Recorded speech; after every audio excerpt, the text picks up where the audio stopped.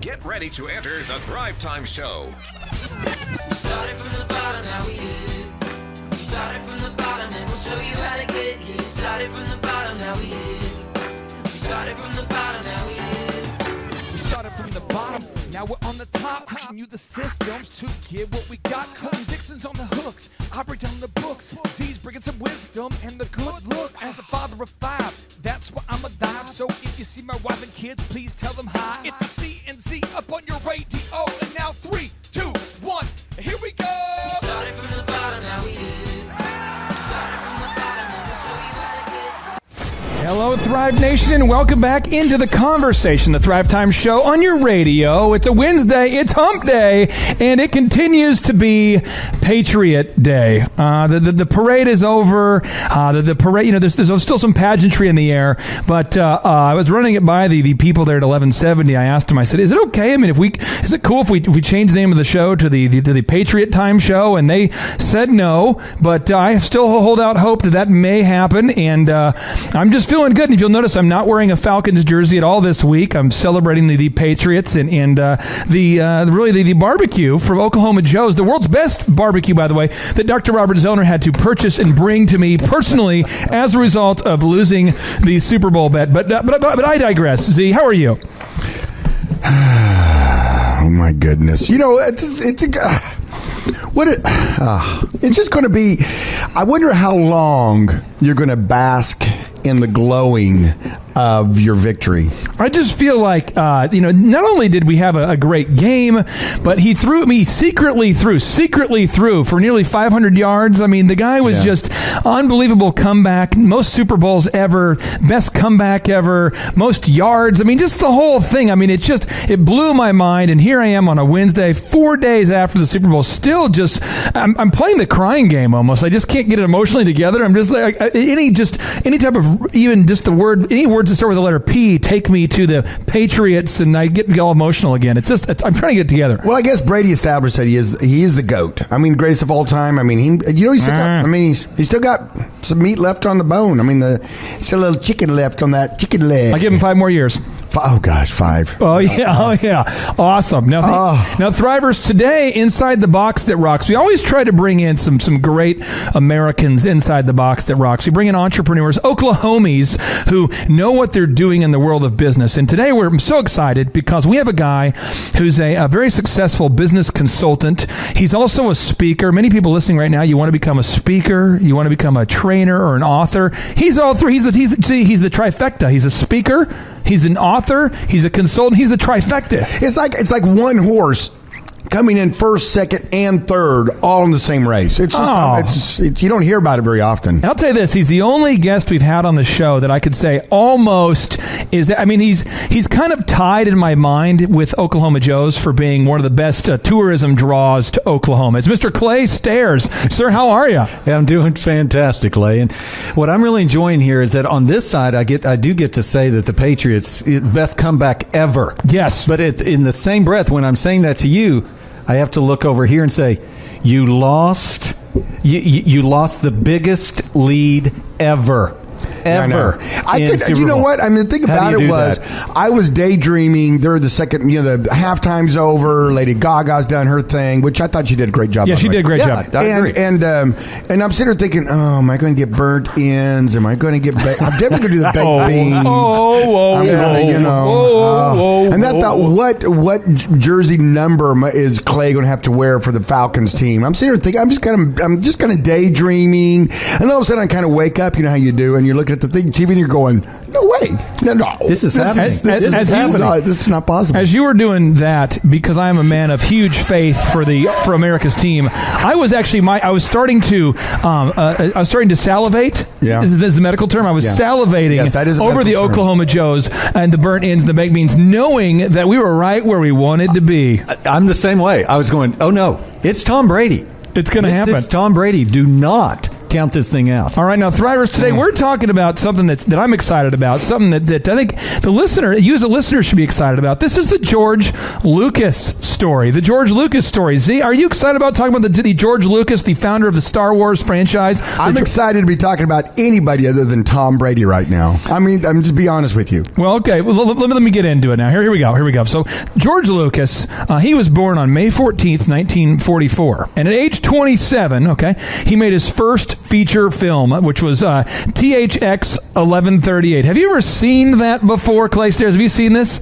No, I have not. Z, have you seen this? No, I didn't know anything about THX 1138. But that's the thing that comes up in front of movies. You need to, if you guys get a chance to go on YouTube, this is something for all the Thrivers to do today. One, you definitely go to Oklahoma Joe's and get some baked beans. But two, just YouTube THX 1138. And when you see this movie, you realize, oh no, that was the worst movie of all time. It was bad. And to think that he was able, during the break, you need to watch the video clips of this, because I'm telling you, it is so epically bad. You would go, how did he create Star Wars? What's it about? It's a science fiction movie he made, and basically it's having like android police officers, but the special effects it looked like I made them. You know, there's like third grade boys that are playing, and they're playing with cap guns, and they're pretending to be like, aliens and stuff. Oh yeah. That's about the quality there. It's brutal. And so 2 years later, he's going, okay, based off of the epic flop of my first movie here, I'm going to move on to my next one, which is American Graffiti. Now, have you seen that movie, Zeke? Yes. That actually was a hit. That was a good movie. That was a big movie. Did you like that movie, Clay Stairs? Yeah. Do you remember going to see it? I mean, Z, do you remember seeing that movie? I did see. I saw it at a drive-in. Really? Yeah, I'm trying to remember when I saw it first, but I was 1973. I would have been 9, so I know I didn't see it at the movie theater, but I did see it later on. Well, I'll tell you what, this is who was in that movie, just to kind of refresh the Thrivers' memories. We had Richard Dreyfuss. Remember him from What About Bob? Richard Dreyfuss, yeah. He was in there. We had Ron Howard. You had Harrison Ford. You had a lot of these kind of big-name people who went on to do some big things all in this movie. Well, the movie did so well that he was able to now get a little bit of swag. And so, see, that's where I want to kind of dive in here a little bit. As an entrepreneur, I'm listening right now, and let's say that I'm 27 years old, okay? And I want to be a movie producer, or I want to start my own business. And I've had no traction at this point in my career, okay? All right. And then I finally get a little bit of money, and I make a bad movie. So the first time that people say, finally, we'll invest in your movie, we'll go for it, and I bomb.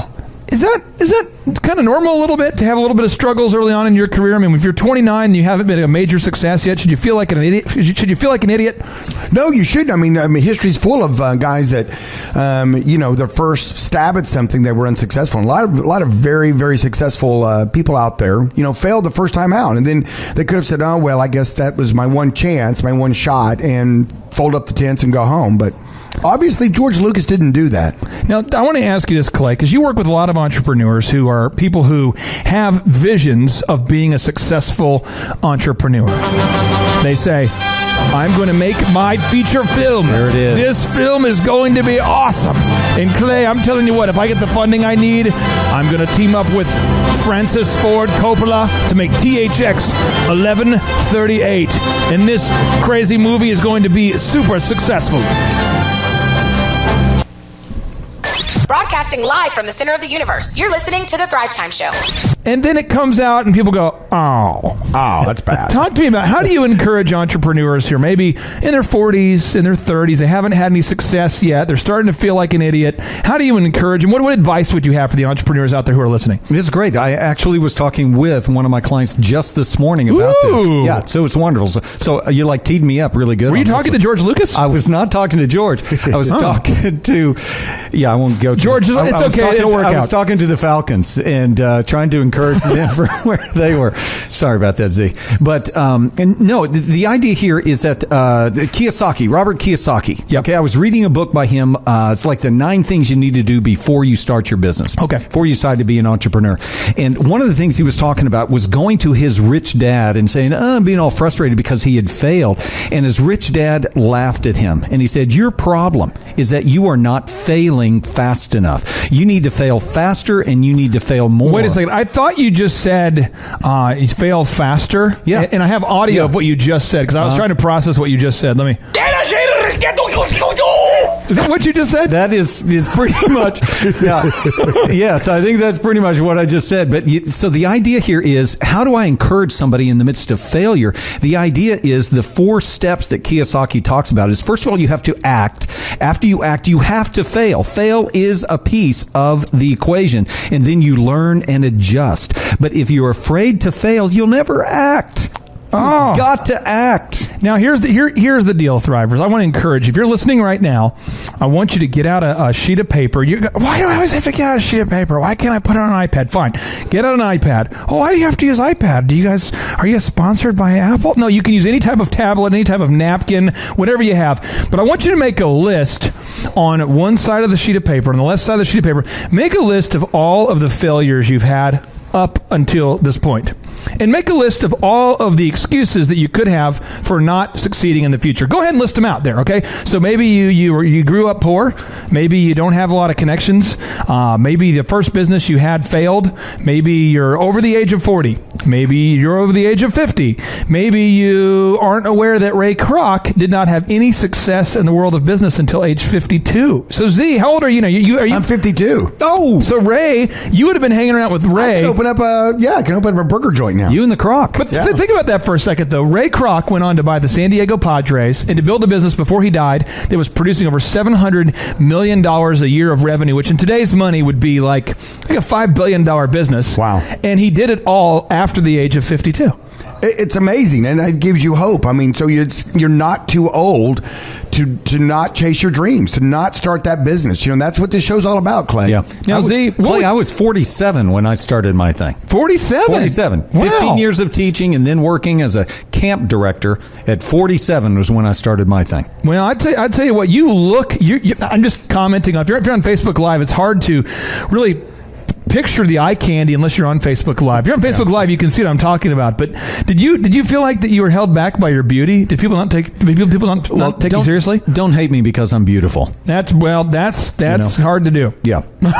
So now I want to ask you this, Z, for anybody who's listening right now who says, I don't feel good right now about my career because of my THX 1138 movie that I made. Yeah. I mean, what would if you're sitting across the table from an entrepreneur who's failed once or twice? What would you say to them? What kind of encouragement would you have for them? Just pack it up and go home.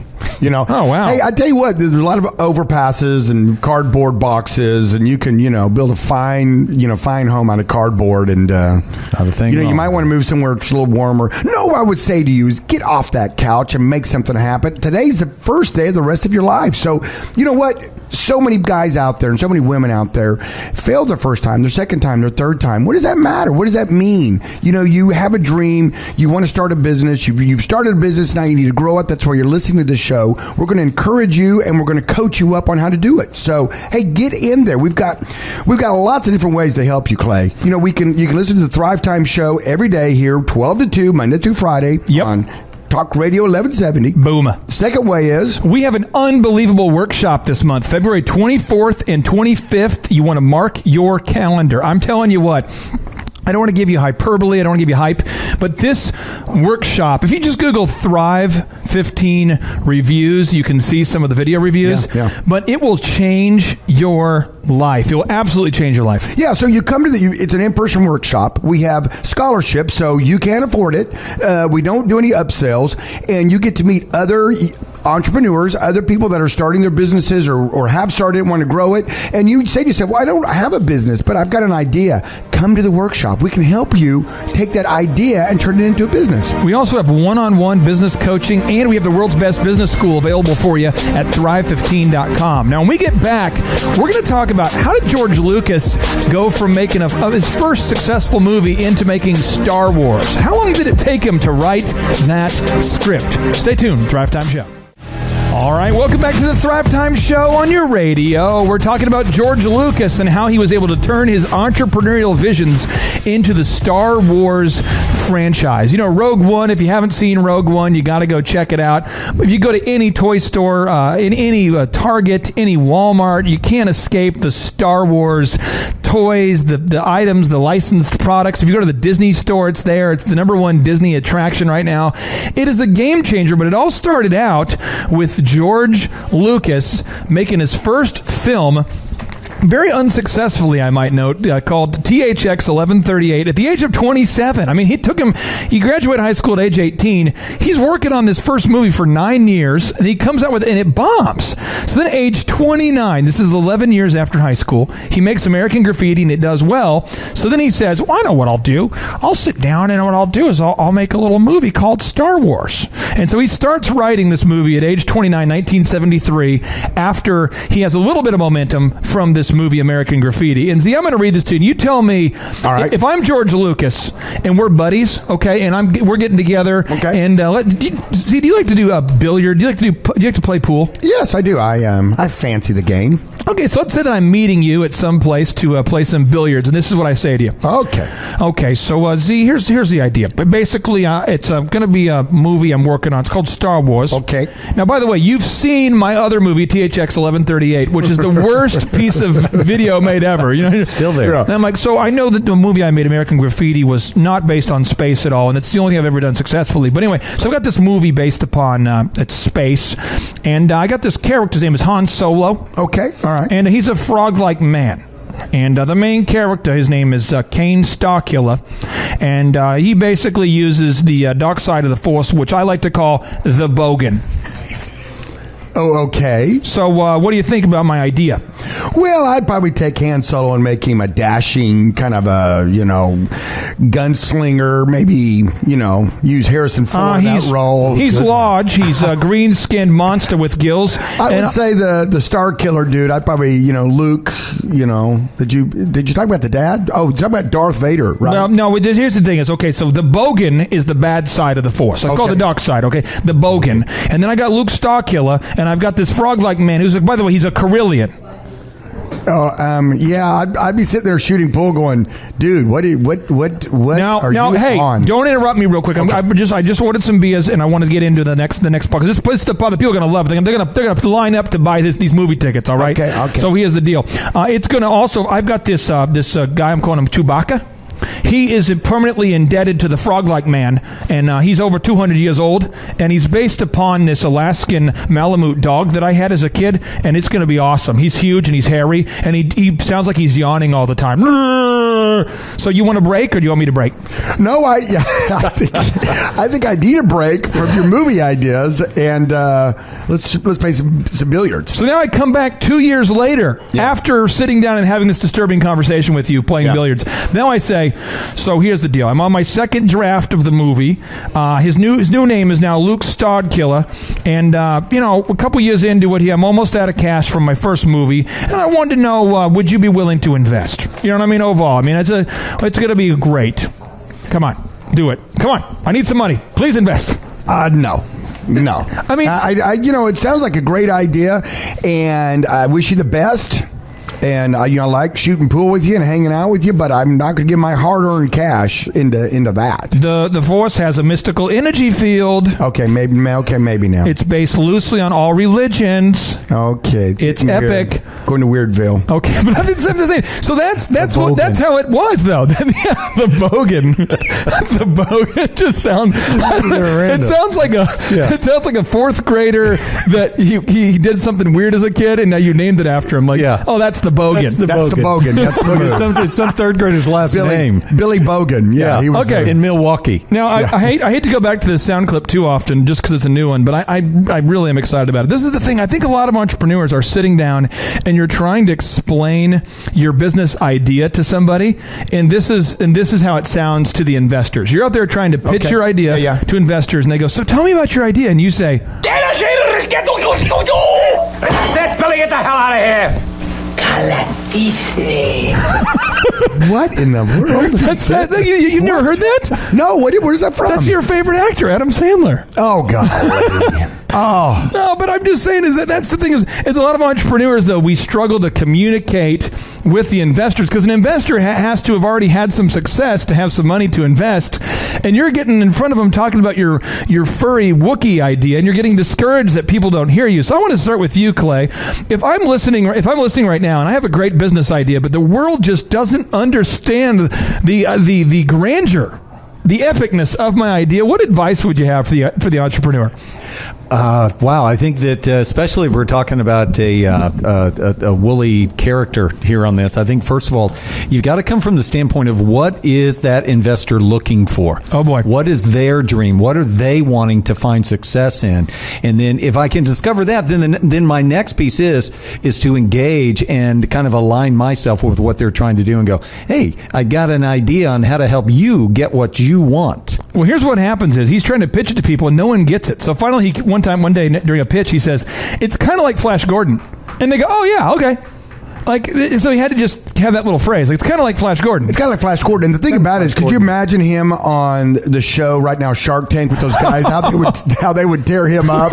I mean, he walks in there, in a frog-like outfit with a tall dude wearing a mop, basically. This is going to be my sidekick, Chewbacca. And, I'm a frog-like creature named Han Solo, It just wouldn't go over very well. And so the idea is, Thrivers, you have to find a way to communicate your idea to people. They call this the elevator pitch. But you've got to find a way to say, so for Thrive 15, people say, what is Thrive 15? We say it's like the Netflix of business education. Anything you ever wanted to know to learn to start or grow a business, there it is. People say, what's the Thrive Time Show? We say, well, it's business. It's like business school without the BS. Right. So you've got to find a way to communicate with the capital. So what happens is people like the idea so much about Flash Gordon that they start to say, oh, yeah, that makes sense. So he tries to raise money to buy Flash Gordon. Yeah, and one of the keys. Seriously, he tried to do that. Yeah, no, I believe you. I mean, he's a clever guy, and obviously we all know the end of the story. He got her done, as they say. But I think that's an excellent point what you brought up there. A lot of times we say elevator pitch, and people are like, "What is that? What?" And I don't want to gloss over that too quickly because that right there is an important part in selling. And what I mean by that is that if you're trying to explain, let's say you're trying to get someone gathered up. You want their business, you want their money, you want their, you want their coaching, their mentorship, whatever. And then, so whenever you're trying to sell whatever you're selling, if what you say doesn't get a question back at you, you're not doing it right. In other words, you want to start them on the first floor. Why is it called an elevator pitch? You start them on the first floor, and then you take them to the second, and the third, and the fourth. So let's say you sell life insurance. Yeah. So someone walks up to you in a party and says, "What do you do?" And you sit there and look at this person going, "I'd like to sell them life insurance. I'd like to be their insurance broker." Right? Come on. So you look at them and you say, "Well, I sell life insurance," and then that doesn't ask them. And then they go, "Oh, okay, thanks." Cool. And they take their beverage and walk away from you. Yeah, but you want to find a way to beg the question to create. What you say is you say, I secure dreams. What do you do? I secure dreams. Are you a mystic? I give people financial freedom. Are you a money tree? I take care of people's families. What do you do? Like, what? What do you do? And that leads to the conversation. Oh. And then to the business. When we come back, we're going to deep dive into George Lucas and the elevator pitch. Warning, you are about ready to enter the epicenter of entrepreneurship. We are broadcasting live right now from the left coast of the Arkansas River inside the beautiful Thrive15.com world headquarters, inside the box that rocks, which is located right by where you are going to be on February 24th and 25th. And Z, why are people going to be here? Why is the listener going to be here on February 24th and 25th, my friend? Well, now they're just kind of curious. Is this really a real deal? Is this a thing? Are you really a person, or is this just a computer-generated, voice thing? If you were computer-generated, then computers can now generate perfection because you're beautiful. Well, what happens is that people, we started off at Thrive15.com, the world's best business school without the BS, of course. Yep. And people were like, we want more. We want more. We want to be able to touch and feel and see what's really going on. And so we started these in-person workshops. It's 2 days of power, 15 hours of just awesomeness. A lot of people wanted to hear directly from the Godfather. They wanted to hear, See, I got a story for you, Michael, What's the story, Z? The story is I got a business proposition. What is the proposition? It's a deal you can't refuse. Go ahead, tell me. I'll give myself It's a 2-day workshop. You can come and you can leave really smart about business and stuff. Do you get into the discussion of how to use a lead pipe to close the deal? I call it the thing about the thing workshop. Oh, the thing about the thing. Yeah. Okay. So it's in person. You show up. You get. I mean, listen, folks. It's hands on. It's limited space. We just don't pack out like hundreds of people. And what happens is you show up. You get to meet other entrepreneurs, which is kind of cool. You actually get to meet the team, which is kind of cool. You get to see our headquarters, which is kind of cool. And then you get, downloadables, you get hands-on, training. You actually get to learn the stuff. We had a person the other day who bought a ticket, and Victoria, one of our agents, talked to her on the phone, talked to this person on the phone, and they said when they Googled Thrive 15 and reviews, they were able to watch videos, and they said when hearing what other people had to say about the workshop was very helpful for them. So I just encourage you, if you're curious about what the Thrive 15 2-day workshops are all about, just Google Thrive 15 conference, and you'll find reviews. Just watch the video reviews, read the reviews. You can see, but we do get into sales, marketing, lead conversion, search engine optimization, accounting, leadership, management, delegation, time management. Social media marketing. Back to time management, which reminds me of time management, because everyone struggles to manage their time. We talk about boundary setting, how to fire people, how to hire people. We talk about just everything you'll ever need to know to start or grow a successful company. It's all going to be discussed there, a 2-day workshop. And now we're back into the George Lucas conversation. What real quickly, one more thing about the workshop, which I think is very important. So excited. Which is very important. And that is, this show is here to help you start and grow your business, number one. And number two, Forbes says about 57% of you out there listening have that little entrepreneur spirit inside of you, and you want to start your own business, okay? So you say, well, I'm not going to start it tomorrow, but you know what? You can come to the workshop and you can get trained on the steps, just like Clay was saying, the steps that you needed to do before you start your business. Sometimes you don't know what you don't know. Did you know this? George Lucas described his first 6 years in business before mentorship as this. This is what George Lucas says. Okay. He did not come to our workshops, but guess who George Lucas's mentor was? Anybody want to guess? Who was George Lucas's personal mentor? Anybody know? Yoda. Steven Spielberg. So Spielberg, they got to be buddies, and Spielberg's like, bro, you cannot launch the movie. If you see Star Wars before they finished editing it for like the 5th time, he was about ready to launch it, and Spielberg, he'd been working on this for like 2 years, and Spielberg says, you cannot launch it like that. You need to have a professional soundtrack. And he says, well, who does that? And he's like, well, my good buddy, John Williams. He'll make the score for you. That's where the Star Wars music comes from. Wow. Epic music. But this is what George Lucas said about his first 6 years in business before mentorship. And lay it on me. And Thrivers, maybe this is how you feel. He says, my first 6 years in the business were hopeless. Hopeless? There are a lot of times when you sit and you say, why am I doing this? I'll never make it. It's just not going to happen. I should go out and get a real job and try to survive. Broadcasting live from the center of the universe, you're listening to The Thrive Time Show. I mean, that doesn't feel very encouraging, but to know that now where he is, and he said basically he was learning from mistakes, but he needed a mentor. And we found that mentor in Steven Spielberg. His whole life changed. So Thrivers, I'm just telling you, George Lucas has gone on to do fairly well for himself with a little mentorship. Fairly well, and in a beloved movie series he created. I mean, that's as a young boy, I remember the first time I watched that movie, Star Wars, and it was like, wow. It's like, do you know why he made the movie? I'm going to give you a notable quotable. This is what George Lucas says why he made Star Wars. Oh, okay. He says, the reason I'm making Star Wars is that I want to give young people some sort of far away, exotic environment for their imaginations to run around it. Wow. That is awesome. And he did it. That's how you would describe Star Wars. Yeah, and so I'm just telling you, Thrivers, if you're listening right now and you've had 6 years without success, maybe all you need is a little mentorship. Now, Clay Stairs is on the show today. He's a business consultant. He's a speaker. He's an author. Clay, if I'm listening right now and I've never had that mentorship and I feel like I'm just not ever getting ahead, I'm just stuck. I'm just totally in the toilet of entrepreneurship. I hear people having success. I'm putting on my suit. I'm showing up at the networking events, but I'm just not having any success. I'm looking the part, but I'm not having any success. What advice would you have for them? Well, this kind of goes back to your idea with the elevator pitch, too, with people kind of understanding what this whole mentoring thing looks like. Clay, that idea of a mentor is just not really embraced in our culture very much. And so one of the things that I like to talk to people is about Luke Skywalker had Yoda. Oh, yeah. And Frodo had Gandalf. Yoda. Yeah, exactly. And Neo had Morpheus. And people start nodding their heads. And I go, even Kung Fu Panda had that little white furry guy. Oh, he's right. He did. A white furry guy. At this point, everybody's nodding their head, and I'm going, the question is, though, who do you have? Oh. And it's like, drop the mic. The mic. People are just going, I don't have anybody. I don't have a small green creature named Yoda. I don't have a furry, white, fluffy All I thing. have is the Brogan. That would, by the way, if you just now are tuning in, that was what he called the Force before he changed it to the Force. Previously, it was called the Brogan. The third grade kid from Milwaukee, Bobby Brogan. Billy Brogan. Billy Brogan.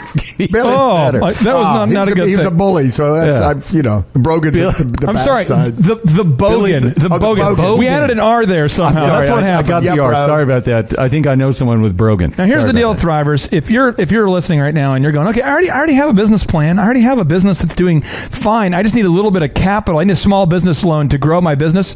Well, we are sponsored by an unbelievable sponsor, a sponsor called Regent Bank, and these guys make capital accessible for business people like you. They understand what it's like to start and grow a business and the struggles of it. And I will tell you, they're one of the most pro business banks in Tulsa. And in honor of them, I went ahead and wrote a theme song for them over the weekend. Z, you ready for it? Oh, this ought to be good. Here we go. It might sound like a song you know, but that's just because it's so good. Here we go, Thrivers. In the lobby of Regent Bank. Regent Bank. You see that? See, people go, wow. I feel like I know that song. Yeah. Regent Bank. And you do that for about 12 minutes. For about 12 minutes beautiful. In a row. And when I sing it, I typically wear purple, and I'll wear these platforms. Yeah, why wouldn't you? And I'm starting to refer to myself as a symbol, no longer a name. You have a puffy, fluffy pirate shirt you wear too? Nothing more manly than a puffy, fluffy pirate shirt. Yeah. All right, Thrivers, stay tuned. Fluffy pirate shirt. We're going to learn more about George Lucas. Stay tuned. All right, Thrive Nation, welcome back to your inspiration station, your daily resource to learn how to produce more money. And why would you want to make more money? Because you might want to have time freedom, financial freedom, or maybe you're one of those crazy people. And 57% of our population, according to Forbes, 57% of you want to start or grow a successful business. And I'm going to tell you, there's two reasons out there why you want to go out there and start a successful business. Reason number one is, wow, the kind of person you have to become to build a successful company. The personal changes and transformations, Z, that you have to make to become a successful entrepreneur, that's inspiring. It is, and I tell you what, and we talked earlier, and we've been talking about the show. We mention this often, but you're going to learn one of two ways. You're going to learn by mentoring or by mistakes. Yeah. And we're all about learning the mentoring part, learning to have a mentor, to get a mentor. We teach you once you get that mentor, what you're trying to get from them too. And that's what we do on the show. We're trying to help you with the steps. All those steps you have to do before you start a business, when you're starting the business, and then to grow the business. That's what we're here. We're your resource. Lean on it. Lean on me. Ooh. Oh, wow. When you need a hand. Lean on Z. Yeah. When you're not strong. I do that. And you'll be your friend. I'll be your friend. That's unbelievable. I'm going to get that queued up here in a minute. I can't believe you don't have that one queued up, because that's what we're all about. Call me brother when you need a hand. We all need. So that's unbelievable right now. Now there's second reason why you want to start or grow a successful company. I'll tell you why. Well, there's second reason. If you go to Oklahoma Joe's for lunch, it's about $8.50 for a great lunch there. Yes. And the thing is, rumor has it, it's not free. Because there's no such thing as a free lunch. So the rumor has it, if you want to go ahead and get the finer things in life and get some time freedom and get yourself to where you can afford your insurance, no, I'll just pay with hope. I'll just pay with my positivity. No, you got to pay with cash for your health insurance. They don't accept glitter? I've never actually tried that again. I mean, I got a bag of glitter here. I think that's currency, isn't it? It is, and actually, if you want to invest in the denarii, that's the Iraqi denarii. The Iraqis are starting to use glitter and denarii. Both of them apparently have the same value right now. If you've bought a lot of it, man, I don't need to start a business because I bought a lottery ticket. It's that's the move, bro. I got some Iraqi denarii. Dinar. It's dinar. Clay Stairs, I want to ask you this question. I want to ask you: how much? What percentage of your income should you be investing in lottery tickets? Is it half or 80%? Because I was reading online, I figure half's about more conservative. I want to diversify. I'm also getting those quick lotto instant scratches. You know what I'm saying? Yeah. Well, you want to make sure that you're investing a lot because if you win, you make a lot. Oh yeah. I mean that's the thing. So you don't want to go low. You got to go high. Go high or go home. Go high or go home. Because if you win, think about it. That should be a shirt that the state of Colorado endorses. Go high or go home. Oh my goodness! Yeah. Wow. Yeah. Okay. I get the connection. I get it. Now here's the deal, Thrivers. We're talking about George Lucas and how George Lucas went on to become the successful tycoon that we know today. The guy is worth billions of dollars. How he built Star Wars. Well, first, step one, age 27, he builds THX 1138, and it bombs. An absolute failure of a movie. I mean, horrible movie. Awful movie. You can watch the whole thing on YouTube, and it's gotten to a point where he no longer even cares. It's up there. The whole down, and it's up there. It's not a thing where they a lot of times if you have a great piece of music up there, they'll flag it and you can't listen to it. Like you can't find Prince songs on YouTube or Garth Brooks because they ban those things. Yeah. He's like, fine, just have it. It's just terrible. I got enough money. Then he makes a second movie, American Graffiti, age 29. The movie does well. At the age of 29, he's making some money. So now he takes 2 years of his life to make this movie called Star Wars. Now, when he's making Star Wars, what happens is he finally writes this script, and he has to go out and pitch. And every time he goes to pitch it, every person he pitched it to says no. They say no. It's crazy, Z, but he does a movie featuring a very tall, hairy, dog-like man, a guy named Luke Starkiller, a guy who uses the Force, and he has his previous sci-fi movie was a complete flop. His special effects skills were lacking, and everyone said no. That is crazy, Z. It's crazy, and the thing about it is I think George Lucas' story in his life is inspiring because it's not just, hey, a guy did this and he just rocketed to success. I mean, you talk about a huge failure to start off your career. I mean, you almost don't want to put that on your resume. I mean, you're pitching people for American Graffiti to get some money, to get people to act in it, and you're gathering up them. You're trying to do this movie, and they're like, so what have you done before? What? Is your name George Lucas? No. Victor Morris? No, that was Billy Lucas. Did you come up with the bogan? No, I did not come up with the bogan. I did not. That was someone else who came with it. For those of you just tuning in, the bogan was what he used to call the Force, which I can't believe. That was my second cousin on my mother's side. That he's also named George Lucas. It's a coincidence. I feel like we have a lot of listeners in Boston, and I just talked to one of them this morning, and I'm just telling you, I have a feeling that sounds like a Bostonian was influencing him. Like, dude, you need to call the Force the bogan. The bogan. All right, so here's the deal. So he finally, out of exasperation, he's been trying to pitch this movie for 4 years, Thrivers. For 4 years, he's trying to pitch this movie. So this is what he does. He goes, okay, I'm out of cash. I've got just enough cash. Just enough cash to do something. I got to do something. So, Z, this is what he does. You want to hear what he does? I want to hear what he does. He takes if you're watching on Facebook Live, we have a wall over here called the Boom Wall. Boom. And if you're looking at it, it's probably what? Is that 20 feet, 25 feet tall, 20 feet tall? I mean, how tall is that thing? Maybe. Yeah, about that. Yeah. Okay. So he gets a wall about that size. You can Google this and find it. And what he does that big. Is he pays an artist to, if you're on Facebook Live, it's about that big. It's about that big, actually. But the thing is if you're listening right now, that's also very helpful. It's that big. But the thing is, he finds a 25-foot wall. This isn't even a building he owns. He hires an artist and says, I want you to paint the Millennium Falcon to wow the producers and potential investors. Ooh. And he hired Ralph Angus McQuarrie to paint this. Angus. And imagine what it would be like to be Ralph and going, so you're a broke guy who's made one good movie and one bad movie. You've been working on this script for 4 years with no discernible success, and you want me to take all of your available funds, and you want to commission me to paint the Millennium what? Broadcasting live from the center of the universe, you're listening to The Thrive Time Show. And so I have a feeling that when he talked to Ralph and was trying to explain his idea, I got a chance to watch the movie about this and read about it, but he said he was getting frustrated because he's trying to explain to Ralph what he wanted, and Ralph wasn't understanding. So, Z, I have audio of George Lucas trying to explain this to Ralph. We were able to get the audio. It's tough to recover it, but here it goes. This is audio of George Lucas speaking to Ralph Angus McQuarrie, explain to him how to paint a mural on the wall. As he said, I always get him when I go, hut, hut, hut, and then hut, and it's on form. Now watch him. He's going, hut, hut, hut. See, but the guy got his guy, Keith Van Horn, number 78. At a certain point, you didn't know what John Madden was talking about. Yeah, at a certain point. At a certain point, I guess you would understand what he was saying.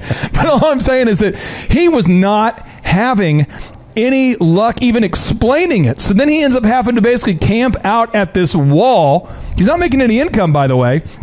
And he paints this thing. So anyway, he finally gets it painted, and he calls up this guy, Ladd, who had told him no previously numerous times. He's a Fox executive. And he says, this is Alan Ladd Jr. He calls Alan, and he says, Alan, please come see the mural. And he's like, I've already told you no to your crazy idea. Quit calling me. He goes, you've got to see it. I'm telling you, if you see the Millennium Falcon, and again, you on the phone, you're going, what is that? What is it? Just get over here. So he walks in, and the story goes, Alan walks in and sees it, and he goes, oh my gosh, I get it. Wow. He saw the scope and the size of it. He goes, that's what it's going to look like. I get it. It wasn't cheesy. So George Lucas says that Ralph saved Star Wars. Ralph Angus McQuarrie is the reason why Star Wars got made, was that mural. I mean, that's a thing. I mean, that's pretty incredible. That is pretty incredible. But you know what? Hats off to George. I mean, he took a flyer on that one, right? Absolutely. I mean, it was a deal where he went for he swung for the fences. And so this guy Ralph delivers. He gets money, and basically, he knew that the movie would cost $18 million for the film. Yeah. So he asked for $7.5.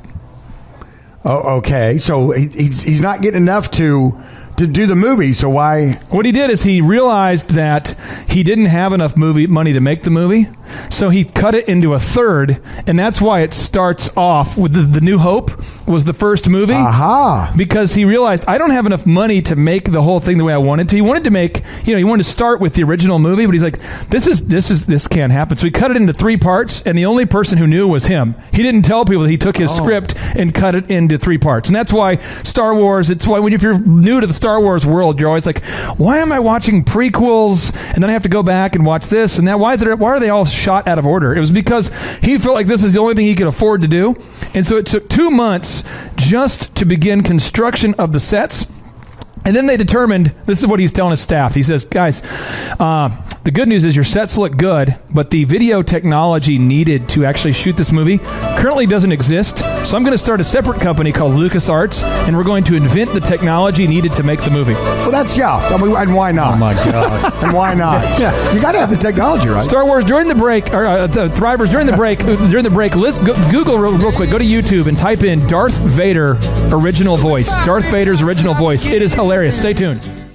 All right, Thrive Nation, Green Country, Oklahomies, people out there in Tennessee, welcome back to the Thrive Time Show. Today, we are talking about how George Lucas turned his entrepreneurial visions into reality. And for those of you just tuning in, I'm telling you what, he makes his first movie, which is a complete flop at the age of 27, called THX 1138. It was a sci-fi movie, and it was weird, and it was bad, and if you watch it on YouTube, you'll regret having watched that movie.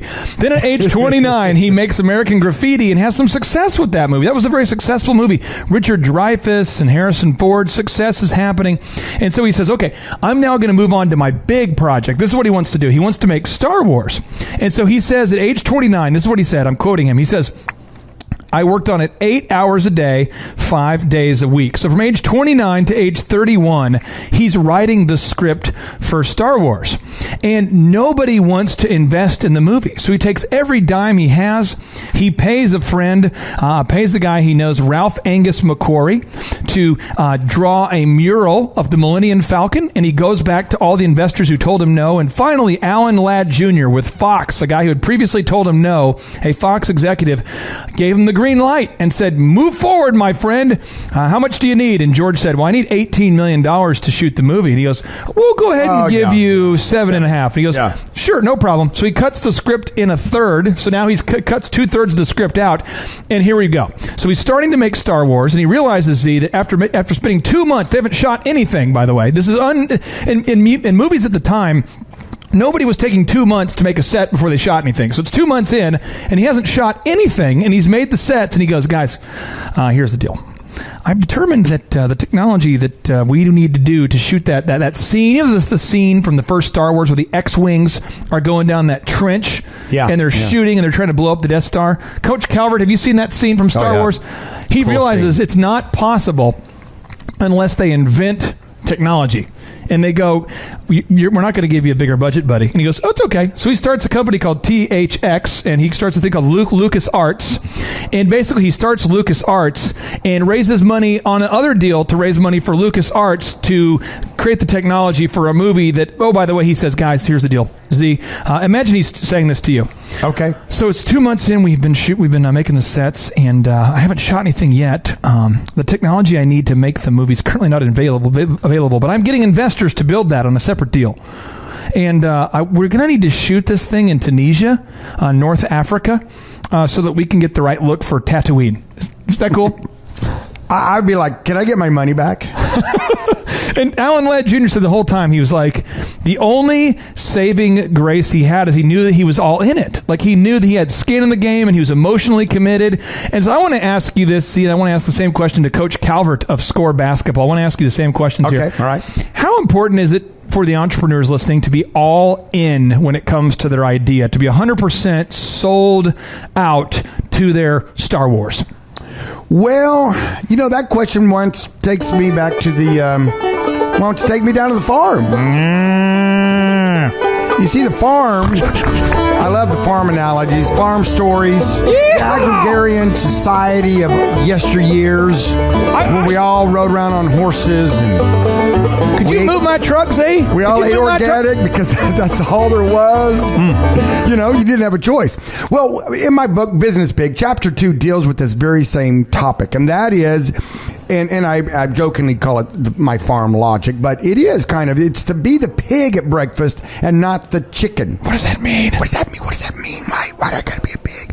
The pig is, he gave his life and is fully committed to breakfast. In other words, if you have bacon, i.e., meat. The chicken had to give it, the pig had to give its life. The chicken, though, he just laid an egg, so he's just kind of, he's not committed. Not he's like, totally committed. A little involved. I'll give you an egg. Have a good breakfast. I'll see you tomorrow, kind of thing, So that's the thing about it is, if you're going to start your own business, nobody's going to care about it as much as you do. And if you don't care about it with all your heart, it's going to be tough to make it happen. Do you know how they knew that George Lucas was all in it? Do you know some of the signs that they knew that he was all committed to making this movie? He had a skin in the game. Skin in the game. In other words, his own money. Yes, and they asked him, they said, "Hey, we want to pay you." Typically the way it worked in Hollywood back in the day is you would get paid an upfront fee to direct your movie. And then you get a small percentage of what the movie made. And this is what he says. He says, "No, I want to reduce that as much as possible so that I could go ahead and keep the rights for the sequels." Yes. And the merchandising. They go, "Sequels like other movies? Like you actually plan on finishing this one?" And he goes, "Oh yeah, I'm going to make probably 9 to 12. And I just want to go ahead and get the rights to that and all the merchandising. You guys don't really need to worry about paying me so much. I just want to make sure that I have the rights for the merchandising." Well, he was brilliant because back then, it was like, that was nothing. They were laughing, going, "Listen to this guy. We got him." And then what's happening is as he starts, they put more and more capital in. Pretty soon they go, "We have to finish this." Yeah. At some point, you've got to finish it. Yeah. Well, this movie has to get out there. So, Coach, I want to ask you, when did you go all in with your business, Score Basketball? Because obviously today you're one of Oklahoma's top basketball training facilities. You're actually the largest training facility in Oklahoma for basketball, teaching kids how to play competitive basketball, improving their games and skill. They're improving their game and skill. When did you go, "Okay, I'm all in. This is what I'm doing full time. I'm starting Score Basketball"? I was fortunate because I got fired from a job. Oh, really? And I'd worked there for 10 years, and it was just time to move on. And so we call it being a wandering generality. A wandering generality. As Unpack opposed this. to particular specific. I don't think your schedule will match what it needs to be if you don't buy in. Because like today, I've already been on this phone for 3 hours. I've already worked out a schedule of what I want to get done today. Every minute is given towards what I feel like I've got to do to succeed. And until you get to that point where it's do or die with your schedule, you're just not going to plan yourself that way. Well, I have a little notable quotable from George Lucas, Z. So now he's making the Star Wars. He's in Tunisia. He's filming. He's way over budget. He's trying to invent technology. Yeah. And one of the people pulls him aside and says, "Hey, man, the movie's not going to appeal to this whole audience unless you make this change or that change or this change." And this is what he says. He says, "Right or wrong, this is my movie. This is my decision. This is my creative vision. And if people don't like it, they don't have to see it." Broadcasting live from the center of the universe, you're listening to The Thrive Time Show. Now, if you think about your optometry clinic, your optometry clinic, Dr. Robert Zellner and Associates, right there by the Woodland Hills Mall, it is very different than that of the typical optometry center. It's a whole different game. So when you decided to build this, when you started to build the monstrosity after you've been in business for a few years, and you decide, I'm not going to ask you how much you spent on it, but it is a big facility. When you decided to go all in with that undertaking, when did you have that realization, I can't stop this adventure even if I wanted to? I'm all in. When did that happen? Well, I built that building in 2000. Started at 99, finished up in 2000, and started seeing patients there. But, I had for 9 years, the success that I built upon of my own businesses. And then, of course, then I stepped out and I said, well, I'm going to own my own building. I'm going to buy some land. I'm going to do that. But I think there was more of a telling thing just a few years ago, back when I was getting back into the auto auction business. And I'd bought 15 acres and I was building, we were pouring cement, we were building the building, and I had all my team kind of assembled, or loved the core team, and I went from that, I hope this works, to, oh my goodness, this has to work. This is how I feel like it sounds in the mind of an entrepreneur when it happens. This is how it starts. You're going along and you go, I've put a lot of money into this, and you're, and it's almost like it feels light and fluffy at that point. It's kind of, I put money into it, and then you're so excited about the new idea. Oh, this is going to be great, all the potential. But then all of a sudden this happens, where you basically realize, I have to make this happen. And this epic has to happen. I had in my optometry clinic, I had a successful business that was going, and then I built what I built, and you're sitting there looking at it, and your friends are looking at it, and your family's looking at it, and everybody's kind of looking at it, going, dude, you really? You're gonna go there? I'm like, well, yeah. After a while, you get a few, doubting, negative, naysayers in your life, and they're like, man, you're overbuilding. You can't fill that. And you know what you have to do? You have to just, get away from those people as quickly as possible, because you go for that point. Sometimes you get to doubt yourself, and you're like, oh my gosh, maybe I did build too much. Maybe I did take too big a bite of that elephant. Maybe I won't be able to. That's one of the things I love about our one-on-one business coaching that to me is pretty exciting. Yeah. I was talking to these guys today in Boston. It's called Waves Media. It's plural. Hey, Waves Media. They're in Boston. They listen faithfully to the show. Boston. Oh, good. And here's the deal: is these guys, it's 3 days now. It's Wednesday after the Super Bowl. We're still talking about the afterglow of the Patriots' victory. But after we spent the first 45 minutes talking about that, no, I'm just kidding. But then they were talking, and the thing is, they have a great product. and they are just as qualified as anybody else to have success. And so I feel like some of the coaching, I'd say 80% of our business coaching is helping people build their website, optimize the site, all the technical stuff, how to build a performa, how to build a handbook, how to deal with sales funnels, scripting, those things. But then there's about 20%, Z, that kind of feel, a little bit like this. It's like you have like Mick, Mickey. Do you remember Mickey, Rocky's coach back in the day? So if I'm an entrepreneur listening right now, and I've just been up against the ropes, I've been beat up. I'm in the 4th round. My nose is beat up, and I'm going, Adrian. And I'm like, Rock, cut me. Just Rock, cut me. I'm not Adrian. I'm Mick.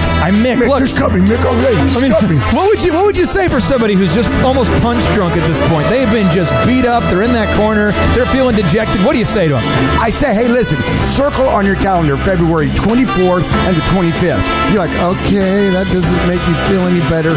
But wait, there's more. And what you need to do is you need to get your happy self to Tulsa, Oklahoma. If you're already in Tulsa, guess what? You're already here.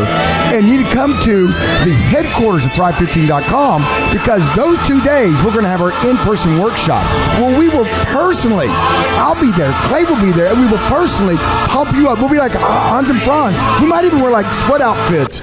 And we are here to pump you up. We are here to tell you it's going to be okay. Listen to what I say and hear what I have to say later. Is that how it goes? Absolutely. Absolutely. The only thing is you didn't reference enough steroids, bulk enhancers, or any type of... Yeah. Well, we better get busy because the 24th is right around the corner, and I don't feel adequately bulked up to do Hans and Franz. Now, Thrivers, let me tell you this. When you come to the workshop, you can expect it starts at 7 a.m. It goes to 3 p.m. And there is such I'm not really a morning person. Can I roll in about 10:30? I have audio of you encouraging our last group of people at the workshop. We had one guy who said, I'm not an early person, and I have audio of what you said to him. You ready? Oh, yeah. Here we go. What did I say? Just do your job. All right, don't try to make too much out of it. Just do your job. Do your job. And your job is to get up and be here at 7 o'clock in the morning. You got to do it. Now, Thrivers, I'm telling you what, if you're listening right now to the George Lucas story, why we share these stories with you is because so many of us learn through stories effectively. We say, man, if George Lucas can go through it, I can too. Well, when we come back, we're going to get into C-3PO. Apparently he's having some issues. So they're finally out there in the desert in Tunisia. They're starting to shoot the Star Wars movie, and C-3PO is having some problems. You understand that C-3PO was a man who was physically locked inside a metal suit of armor that he couldn't get out of, and it's in the desert, so he's like overheating, and he's literally burning himself inside a metallic suit. Oh, no. We're going to get into the details of how they deep fried a man accidentally while shooting the Star Wars movie in Tunisia. Did you know, Z? I did not know that. I can hardly wait till the rest of the story. Stay tuned. All right, Thrive Nation, welcome back into your inspirational conversation. We're just 16 days away from the Thrive Time in-person 2-day business workshops. They are the world's best business workshops. If you haven't heard about them, make sure you Google Thrive 15 reviews. Read the reviews, watch the video reviews of actual conference attendees. It's a game changer, and we want to help you change your game for the better. But today we're talking about the George Lucas story and how George Lucas went from a struggling director to the guy who built the Star Wars franchise. And so if you're just tuning in, you want to go to thrivetimeshow.com to listen to the rest of the podcast so you can kind of hear what you missed. But basically, he's now in Tunisia. He's got a whole crew of people. These are full-time people. And he has this guy named Anthony Daniels, who's an actor. And he says, Anthony, I want you to put on this suit. And he goes, what suit? And he goes, put on it's a metallic suit, and I'm going to bolt you in there. And he's like, you mean like medieval, how they would torture people? They'd put them in an armor and they wouldn't let them out? You mean like claustrophobic kind of thing? And he's like, oh, yeah. Yeah. So he gets in the suit, which I would never have done, but he's in the suit, and the way the suit is so tight, they can't hear him, and they're in the desert where it's consistently over 100 degrees, and it's windy, so there's sand everywhere, so they can't hear him. Oh. And on 2 occasions, they accidentally left him by himself by a sand dune. And on one particular occasion, the story goes that a piece of the suit had broken, and it shattered, and it stabbed him in the foot. So he's profusely bleeding. Oh, my. He's in a suit, a metal suit, and it's over 100 outside, which means it's like a sauna in there. I mean, if you're Coach Calvert of Score Basketball, have you ever been in a sauna too long? Oh, yeah. And the old gyms. I'm old. The old 70s gym, no air conditioning, no. It was hot. You'd have those ceiling fans that would blow the hot air around. So here's kind of what here's how I picture it. Whenever I go into a sauna and I've been in there a little too long, I always know I can just open the door and get out. Yeah. He's stuck in there. And so imagine the morale of your crew when that's, you have like 10 main actors, and one of them has to be in a suit all day. And by the way, you forgot about him twice. Oh, yeah. Then you have R2-D2, who is a midget in a small robot suit, and he claims that people keep forgetting about him, and when he gets knocked over, no one picks him up, so he's just laying there in this suit, stuck in there. Oh, I just even thinking about it just makes me cringe. And to keep the cost down, he decided to only hire actors that had no experience, and Harrison Ford was the only exception, really. Okay, so Carrie Fisher, obviously, her mother was a famous actress, but he really wanted to avoid people. Here are the people who tried out for the part of Han Solo. You can watch all these people on YouTube, by the way. Okay. They tried out, and he goes, "Nope, you're too famous." Here they are. Kurt Russell, no, he tried out, said he can't do it. Too famous. Nick Nolte, nope. Too famous. Sylvester Stallone. Yo, Chewbacca. Christopher Walken. He'd been Burt Reynolds. Jack Nicholson, Al Pacino. No. So he decides on Harrison Ford. So all these rookie actors, okay? Oh, yeah. And Harrison Ford, who he knew through his movie American Graffiti. Mm-hmm. All these rando actors. And he won't tell them the script of what the part is going to be. So no one has ever read the whole script because he knows that people will mock him and they won't think it's like, they won't take it seriously. So he refuses to tell them the script until the day of. No way! Are you serious? Yeah. So like when they said when Luke found out that his father was Darth Vader, that was a spoiler alert. If you ever watched the shows, I mean, the first day that he found out that that Darth Vader was his father was when they shot that scene. Yeah, now that I'd heard. So he's like, so they kept doing this where he just wouldn't feed him. Now, this is the audio. This is live audio. This is the recording of Darth Vader before he edited the voice. Okay. And he didn't tell anyone he was going to edit the voice. This is just how it sounded on all the film. Here we go. Start tearing this ship apart piece by piece until you find those tapes. Find the passengers of this vessel. I want them alive. That didn't sound too scary. And they're going, well, George, some of the high-level producers started asking him, hey, how are you going to make that voice sound menacing? Because that guy does not sound very tough. And he goes, I've got a plan. He didn't have a plan, though. He didn't have a plan. So what he did is he ended up taking a lavalier mic and throwing it inside his scuba diver oxygen tank, and that's where that voice comes from. The Darth Vader voice. It's a cool voice. So the thing is, you got to admit, that's pretty cool. So drivers, if you're listening right now and you're going, I'm surrounded by a man who I'm trapping in a metallic suit. I'm in the desert in Tunisia. I'm quickly running out of money. And I have a midget actor who doesn't understand why he has to be in the robot suit. And by the way, the character, every time that he was supposed to make noise, the character was supposed to do it. So this midget guy's going, boop, boop, boop, boop, boop, boop, boop. They didn't have like a mechanical thing yet, and no one knew they were going to replace it later. So you can imagine what this would be like to be an actor thinking you're making a movie that's going to be horrible, and you're going, now what was the other movie you made before, the other sci-fi? and I mean, seriously, imagine what it would be like following this guy. And he goes, oh yeah, I made THX 1138. If you watch that movie online, it is the worst movie of all time. It is so, I mean, I can't oversell how bad THX 1138 was. So the morale was terrible, and he talked about how one of the things that he had to do was to try to get the actors to take it seriously because they didn't think the movie would ever work. So I want to start with you, Coach. When you built Score Basketball, did you ever have a situation where maybe everyone around you thought you were delusional and that your idea wasn't ever going to work? Oh, yeah. They put me up in upstairs, and I had this, the old cheap Walmart goals. I had this little cheap Walmart goal. Oh, nice. And they made me practice on that for a while. Was it the Rydell brand? Oh, it was, where you hit the rim and it bounces real high. I think it's the Lifetime brand. Off. Yeah, it was really nice. So they put me on that, and once I got full, then I told them, I can't do this anymore. I'm leaving if you don't take care of me. Then they built me a gym. Wow. Now, I want to ask you this here, Z. Have you ever, got pretty far into a project and let's say with the auto auction as an example, where you realize that the momentum in the building is not positive? I mean, you realize maybe you haven't lost faith, but everybody else thinks you're crazy. Oh, yeah.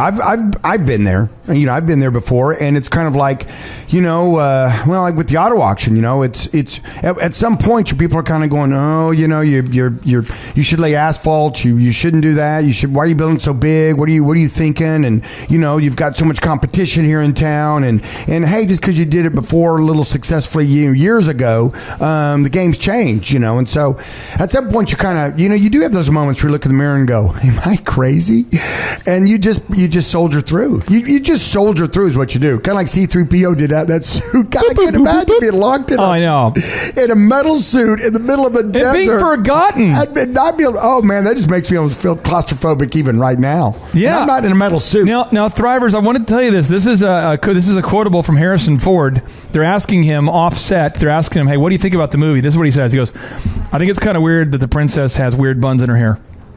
That's his quote about the movie before they released it. I mean, it was just like nobody on this. Harrison Ford said it was hard for him sometimes to not laugh when shooting because they thought the movie was going to be so horrible. Yeah. And this is what George Lucas has to say about it. He says this: you have to find something that you love enough to jump over hurdles and break through the brick walls. Break through the brick walls. What a great analogy. Talk about entrepreneurship. Isn't that what it's about, Z? Is breaking through the brick walls? Absolutely. And you may say to yourself, yeah, but what? How do I do that? Well, what do you mean break? I want to be successful. What are the steps I take? Well, I'll tell you what, if you want to know the steps to take, we've got 4 solutions for you. 1, go to thrivetimeshow.com, find the podcast, find the conference. 2, thrive15.com, the world's best business school. And this just in-person, real-life, one-on-one business mentorship. It is the best mentorship on the planet, and because of the way we've built it, it's 7 times less expensive than almost any other program. Stay tuned. More about George Lucas and his success story. Thrive Time Show. All right, Thrive Nation, welcome back inside the box that rocks. I'm broadcasting here via the magical microphone, and I'm always honored to have a guy he's an optometrist turned entrepreneur turned tycoon. It's Dr.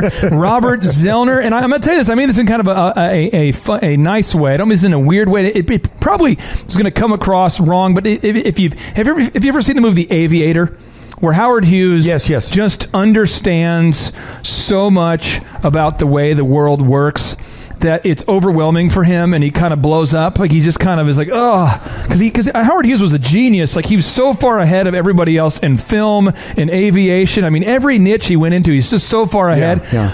You're kind of like that, except you haven't blown up. You go into the auto auction space with no real knowledge of that niche, and then you just make it happen. You go there and you decide, hey, you know what? I'm going to team up in a medical business, and you have success there. And then you say, hey, I'm going to go from there. I'm going to go ahead and get a ranch and raise competitive horses, one of which I believe is still on the road to the Kentucky Derby. Is that correct? That is correct, yes. And so you seem like you are a little bit ahead of the game, and like business has become, I wouldn't say easy for you, but I would say it's become simple for you. Would you agree that business is now a little more simple at this point for you? Not easy, but simple? Well, you know why? I learned the secret. What's the secret? Give us the secret to your horse racing riches. I know the secret. What is it? And do you want to know it? Does it involve... Coach, do you want to know it? Oh, of course. We want to know it. The secret is I don't care what you're doing in business. They're all the same formula. They're all the same formula? Yeah. And you know what? Here at the Thrive Nation, we're going to teach you in person all those different steps. Give you a book that outline all of them. The Boom Book that Clay wrote, which is an awesome book, by the way. 13 proven steps in how to start and grow your business. Because you may say to yourself, oh, well, you had a DJ company, you're an optometrist, you've got a sleep center, you got a this, you're doing this. But I want to start a pizza company. I want to sell tennis shoes. I want to, and you've never done that. I want to brag. Oh, you mentioned a pizza company. I want to brag. We have Thrivers all over the world, one of which owns a pizzeria, and they are booming just because they implemented the Google optimization strategy and the group hiring process. The process where you interview people and you fire people that won't perform. They did that. Now they have an all-star crew of people performing. Their whole business has changed by just implementing 2 of the moves that are in that book. And so I'm telling you, if you're struggling right now, or maybe you're just not growing at the pace that you want to, you got to get out to our 2-day in-person Thrive 15 workshops. February 24th and 25th is the next one. Get all the information you need at thrivetimeshow.com, or look for reviews from people just like you who've written reviews about what they've learned by typing Thrive 15 space conference, and you can read the reviews. And we're talking today specifically about how George Lucas overcame almost every kind of adversity out there to build the successful Star Wars franchise. So now we're in Tunisia. We're in the desert. We're North Africa. We're filming. George Lucas is filming. He's over budget. He's running out of money. He's nearly killing some of his actors. Yeah, because he's locked. The guy who played C-3PO is locked inside a metallic suit in the desert where it's 100 degrees, and it's so tight he can't speak. He can't be heard. And so he's like, "Guys, let me out, guys!" And he's screaming. You can imagine what he feels like, just screaming, "Let me out!" Brutal. And so he's in there just like having a sauna. He's just sweating. And then Harrison Ford is going, "Why does Princess Leia have the weird buns in her hair? That's so weird." And he's starting to have heart problems. He's having heart failure. And this is what he started doing when he was directing. This was the thing. All the actors there, Coach Calvert, you're going to love this. What feedback do you think, because he was directing, right? He's directing the movie? Yeah. What tip did all the actors, they interview the actors afterwards and they say, what acting advice did George Lucas give you? If you could just speculate, what was the tip that he gave all of the actors on the set? And they said he wasn't even listening, that they would say, what do I need to do to make this scene better? He would yell the same thing over and over and over because he was just exasperated and tired of explaining it. What do you think he said? What do you think, my friend? He's in Tunisia, over budget, North Africa, out of money. Z, what do you think? I think he probably yelled something like, I don't know, but now you got my curiosity. This is what I he said. want to know now. This is what he said. Faster, more intense. Faster, more intense. Because he was out of money and he wanted to get the freaking thing done. No, of course, that makes sense now. So now he's age 33. He's been working on this movie for like 5 years, okay? And check it out. He finishes editing the movie and he sits down with his mentor. And by the way, if you don't have a mentor, you're not going to have any success. Broadcasting live from the center of the universe. You're listening to The Thrive Time Show. I don't want to brush over what I just said, but I want to underscore the profundity. I want to underline it verbally. Wait. What if I don't want a mentor? I don't want someone telling me what to do. You will lose. I'm going to just learn from mistakes. I'm going to make mistakes after mistakes after mistakes after mistakes. And you know what? I'll figure it out eventually. I was in business for 15 years, and I knew I needed help. After 15 years, I finally got help. 15 years. And then boom. And now you've been putting up with us for a long time now. 6 years. 6 years he's been putting up with me. Unbelievable. The tenacity he has here. Tenacity. And here's the deal. Here's the deal, Thrivers. This is what happens is he's supposed to release the movie on Christmas of 1976. And he shows it to the only man in his life who is his mentor. And he hadn't become a full-fledged mentor yet, but it's Steven Spielberg. That's a pretty good mentor if you're going to pick one, by the way. And Spielberg was, starting to have success with his career. Okay, he was a little bit ahead of George Lucas at this point, and he shows him the speeder scene where Luke Skywalker gets in that speeder that's hovering over the desert. Yeah. He shows it to him, and he goes, "You've got to re-edit the whole movie. This is awful." Oh, no way! 4 years into it. Oh my! And he says, "You have to start over." And he goes, "Yeah." And he goes, "Your editor's awful. You need to have music. My friend John Williams, perhaps you could convince him to make a movie. He's the one who made the Star Wars, like the legendary bum bum bum bum ba-dum. John Williams directs music. He composes music while watching the movie. So he watches the movie before there's music, and then he composes it. So he composed it based upon Darth Vader. That's how he did it. But anyway, it's crazy. He sees music. That's what John Williams says. He says he sees music, and that's how he makes it. But long story short, so he says you're going to have to re-edit the whole thing. And at this point, they're totally out of money.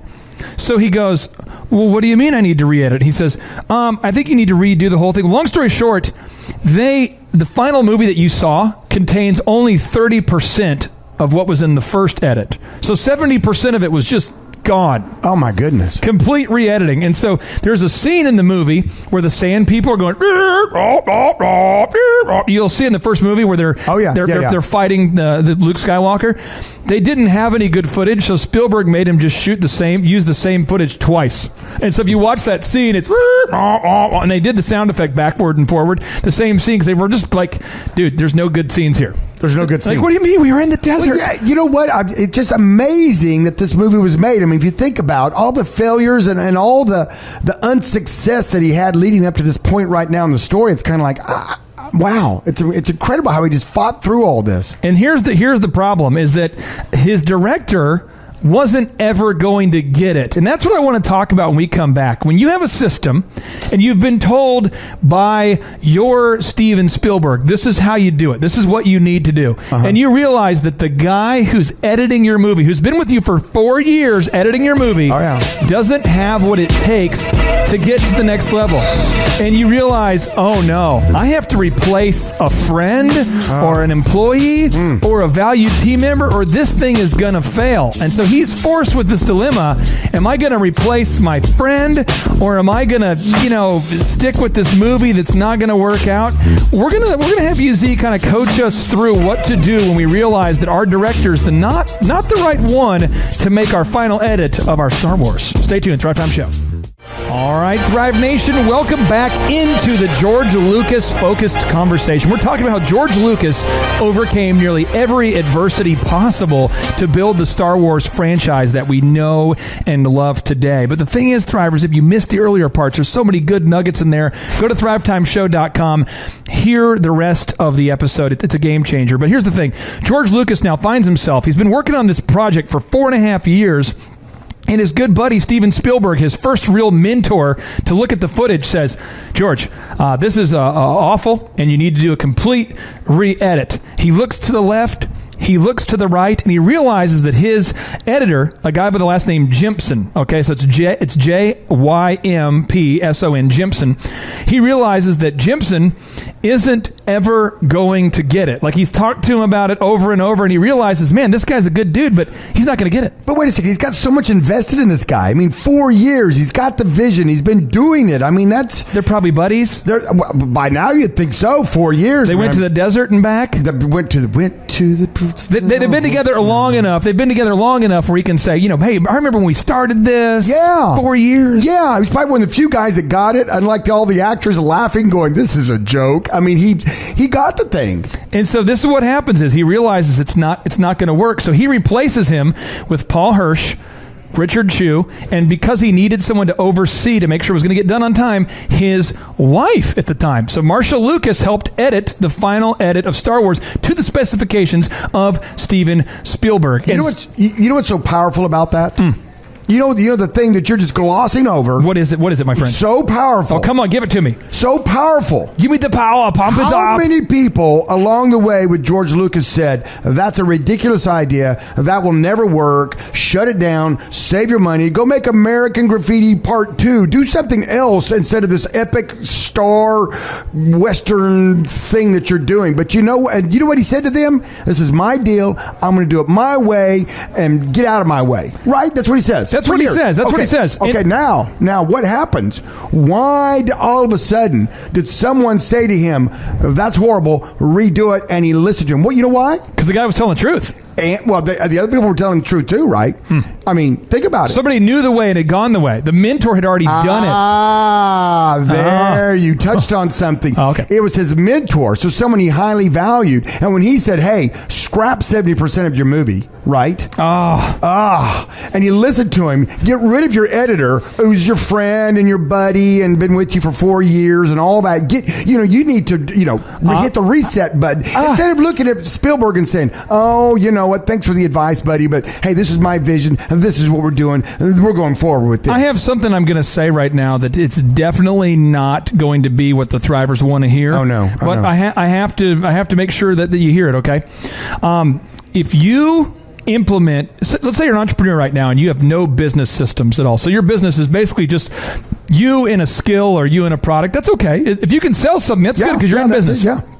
Now, once you build your systems, once you build your processes, once you've hired a coach or a mentor to help you build the systems, you will probably have to fire everybody. No, you don't put the matter.